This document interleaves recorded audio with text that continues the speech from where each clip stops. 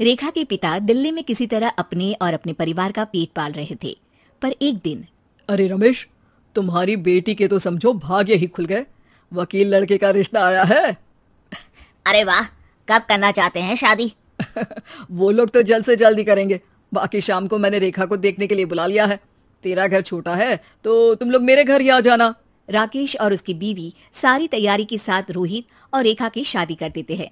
लेकिन अगले ही दिन देखो रेखा, शादी भले ही हो गई है, लेकिन तुम ये मत सोचना कि मैं किसी जोरू के गुलाम टाइप रहूंगा। रेखा को रोहित की बात अजीब लगती है। मैं ये तो सोच भी नहीं सकती और ना ही चाहती हूँ, लेकिन शादी के अगले ही दिन इस तरह की बात की उम्मीद भी नहीं थी। रोहित रेखा के मुंह से ये बात सुनकर गुस्सा हो जाता है। अरे, काफी जबान भी चला लेती हो। माँ ने सिखाया नहीं कि पति से कैसे बात करते हैं? रेखा अब चुप रहने में ही भलाई समझती है। रेखा, जल्दी से नाश्ता तैयार कर लो। आज पहला दिन है, सारे काम तुम्हें समझा दूंगी। ये नौकरानी है जो तुम्हें बता देगी कि कैसे कैसे क्या करना है। फिर इसकी कल से छुट्टी है। रेखा भी ससुराल में जी जान लगाकर काम करने लगती है। खाली समय मिलता तो पति के वकालत की किताब उठाकर पढ़ने लगती। ये क्या, जब देखो तब पढ़ती रहती है।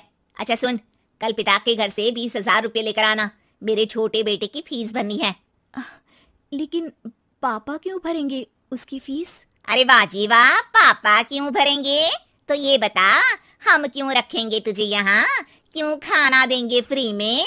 अरे, क्योंकि मैं बहू हूँ इस घर की। तभी वहाँ रोहित आ जाता है। अरे वाह, बड़ी जबान चला रही हो।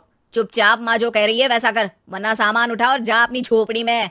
बेचारी रेखा क्या करती, पिता के घर जाती है, उनको सारा हाल बताती है। पिता भी जैसे तैसे पैसों का इंतजाम कर बेटी को ससुराल के लिए विदा करते हैं। देखा, अब कहाँ से आए पैसे? अरे बहुत माल है तुम लोगों के पास, बस सीधी उंगली से निकालते नहीं। नहीं नहीं माँ, पापा ने अपनी मोटरसाइकिल बेचकर पैसों का इंतजाम किया है। पता नहीं अब वो ऑफिस कैसे जाएंगे। अरे वाह भाई, ये भी हम सोचे। खैर, जैसे तैसे दिन बीतते हैं। रेखा जहाँ एक प्यारे से बेटे की माँ बनती है, तो वहीं उसका वकालत की किताब में ज्ञान और गहराता जाता है। हे भगवान, बुरे फंसे। ये केस तो लगता है कि मैं हार ही जाऊंगा। देखिए, मैंने आपकी इस केस की फाइल पढ़ी थी। इस केस को जीतना बहुत ही आसान है। वाह भाई वाह, यहाँ वकालत की डिग्री लेकर भी मैं समझ नहीं पा रहा हूँ, और तुमने रोटी बनाते बनाते ही केस समझ लिया। अरे जाओ जाओ, जाकर मुन्ने को संभालो। केस मैं संभालूंगा।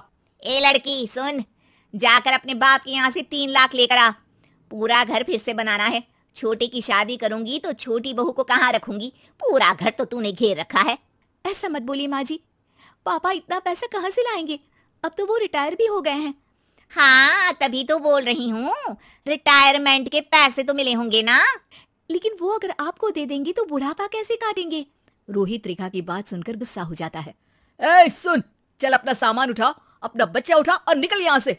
रेखा के लाख आग्रह के बाद भी रोहित और उसकी सास उसे घर में नहीं रखते। पापा, मैं तलाक चाहती हूँ। बेटा, मेरे पास वकील के पैसे नहीं है। पापा, आप मुझे वकालत करवा दीजिए, अपना केस मैं खुद लड़ूंगी। इस बार रेखा के पिता भी उसे ससुराल ना भेजकर रिटायरमेंट के पैसों से वकालत करवाते हैं। और फिर एक दिन कोर्ट के बाहर, रोहित, आज तुम अपना ही केस हार गए, वो भी उस लड़की से जिसकी तुमने कभी कदर ही नहीं की। रेखा, मुझे माफ कर दो। मैं इतनी बड़ी अमाउंट कहाँ से लाऊंगा?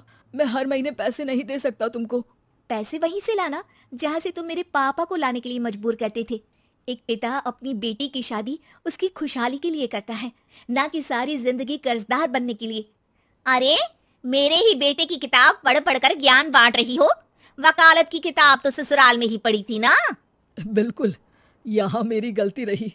जिस पैसे से मैंने इसकी शादी की थी, मुझे वो पैसे पहले इसकी पढ़ाई में लगाना चाहिए था। और आज रेखा एक जानी मानी वकील के रूप में काम कर रही है।